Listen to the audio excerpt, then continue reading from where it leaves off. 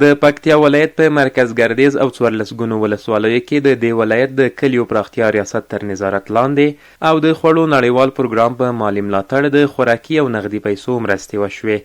مسؤلین وایي دا مرستې په شفاف ډول د دې ولایت 100,000 کورنیو ته ویشل شوې دي.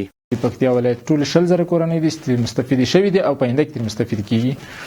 او بل داسې د دې د مرستې به ان شاء الله دوام کوي. هغه خبره لا نهایي سوي نه ده، یا به 4 جوپي وي او یا 6 جوپي. د شفافیت په اړوند موږ لله الحمد مطمئن یو. څومره سي انساني وس او طاقت د موږ هغه کړی ده چې ترڅو هغه خلک په کلو باندې کې ښه تشخیص کوم مستحقین خلک او هغوی ته ورسوو. له مرستو برخمن وګړي له دې پروسې خوښ دي، مګر وایي چې دا یې لومړنۍ اړتیاوې هم نشي پوره کولای او له اړوندو بنسټونو او حکومت د کاري زمینو برابرولو غوښتنه کوي. دا مرستې موږ ته چې راکړي که نه، دا مرستې ډېرې فایده کوي. موږ ته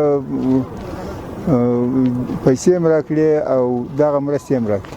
دیگه کمکی برای ما میتن دیگه جایی را پورا هم نمیکنه دیگه 2,900 روپا خو اگر کمک میشه خود درست کمک شود که اقلا زمستان است پرده مردم شود یک چوب بگیرن، یک خروار چوب 12,000 11,000 روپا است.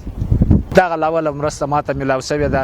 له دې سره به موږ څه ضرورت وشي. یو بوري وړو په 1500 روپۍ دی، یو کیلو غوړي په 80 روپۍ باندې دی. دا د موږ یو جمعه یو میاشت هم نه کیږي. بیکاري ډیره زیاته ده چې ګردیز چوک ته راسو وچه مړۍ واخلو له هوټل نه، هغه په غېږ کې نیولي نه چای نه مړۍ نه اوبه نه ښې نه بدې.